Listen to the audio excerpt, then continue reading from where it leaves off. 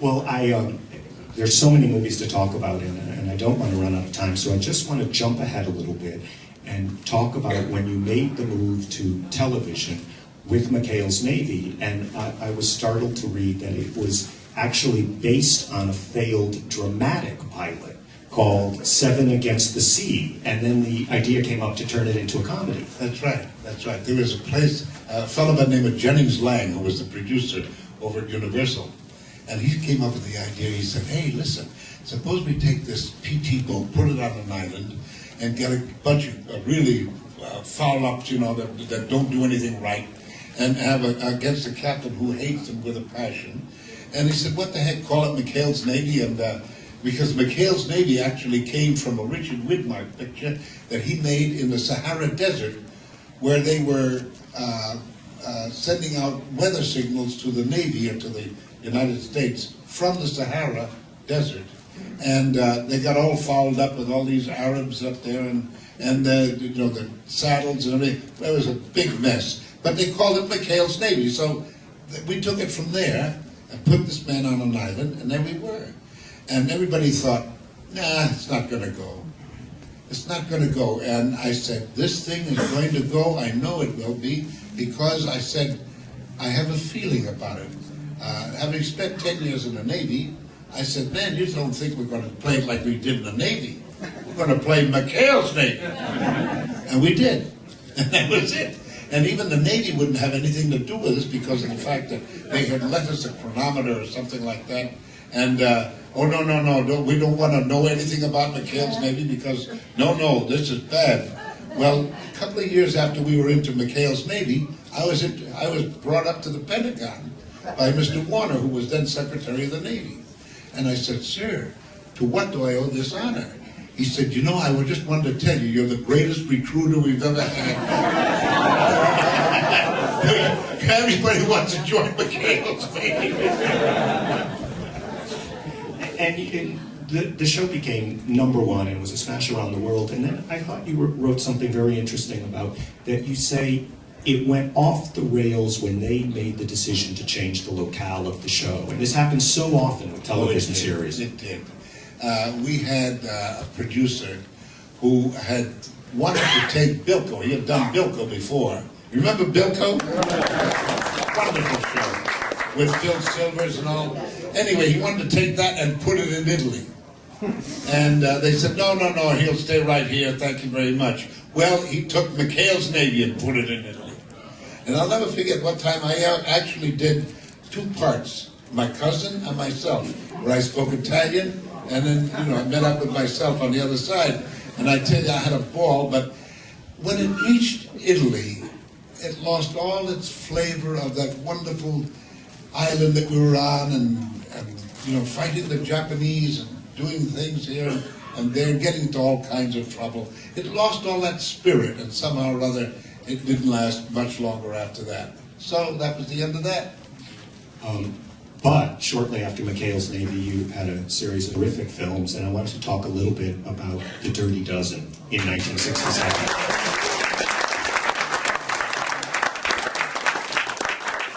And you write in the book about the fact that the director, Robert Aldrich, was maybe your favorite director, and I was just hoping you could talk about him a little bit. And you said that you knew during the filming it was going to be a hit. I did personally because, he feels something, it's when you're making a picture, you don't really feel anything, you're just working at something, and it makes its mark on you. And this was, Dirty Dozen seemed to be something that was absolutely different, and it was different as people took it into themselves. And believe me, it was something that you don't run across every day. And I remember Bob Aldrich could have won an Academy Award, and this is what he said. They said, you take out that part where Jim Brown is throwing the hand grenades down in those things there with all those people underneath. He said, take out that bunch, he said, and we'll guarantee you that you're going to win an Academy Award. And Bob thought for a second, and he said, I will not. He said, I want people to know what war is all about. said, war is a terrible thing, and so many people make nothing of it. We just watch it while we're eating dinner. Hey, simplest thing in the world, isn't it? But it isn't that at all. War is hell, any way you look at it. I know I had my little tiny share of it. Believe me, it isn't funny. And I guess there's a lot of us in this room that remember World War II. But the idea is, we're gonna take this out and make it. He said he wouldn't do it. That was Bob Aldrich. God bless him. You said, state-of-the-art special effects are great, but the audience has to have an emotional investment in the people on screen. Isn't that true? Yeah, absolutely.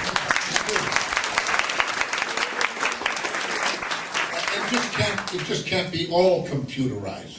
You know what I mean? They use computers like crazy today, but you got to have a little heart. You got to show a little emotion. Bravo! And you don't need all those bad words either. Right. I would shy away from using bad words, and I've used a couple in my day. Like if it needs to be said, it needs to be said. But I will not say anything untoward in a motion picture, because I don't. When we did pictures years ago, we didn't use swear words all the time. Look at some of these old timers that we made. You doggone good pictures. You never heard a swear. Never heard a swear word in them. And that's what I live for. To go back to those kind of days when you don't need the word F, F, F, F.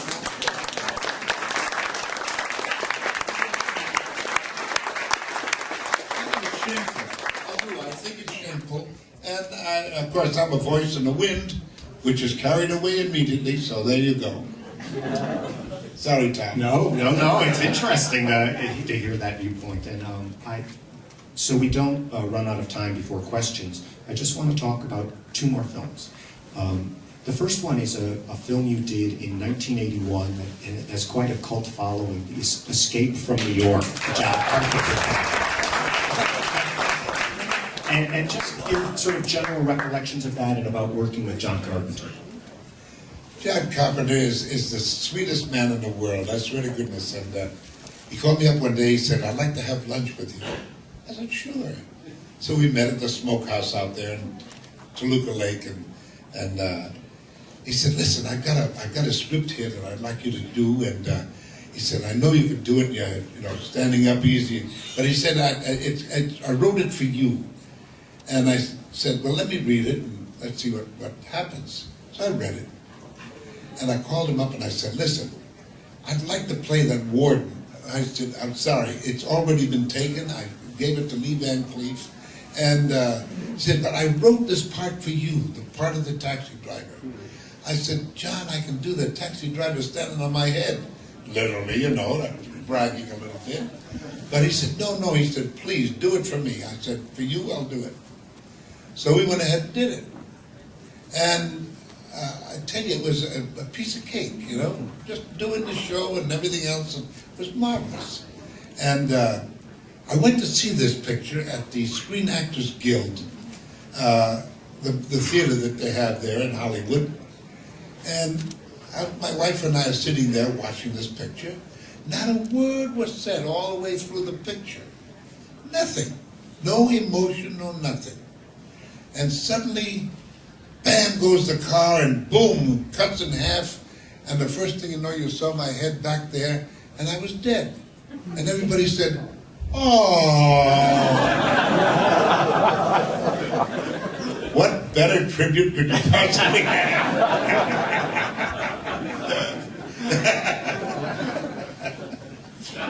Well, the last thing I want to talk about before you take questions is your work now in voiceovers and your whole new generation of fans with SpongeBob SquarePants.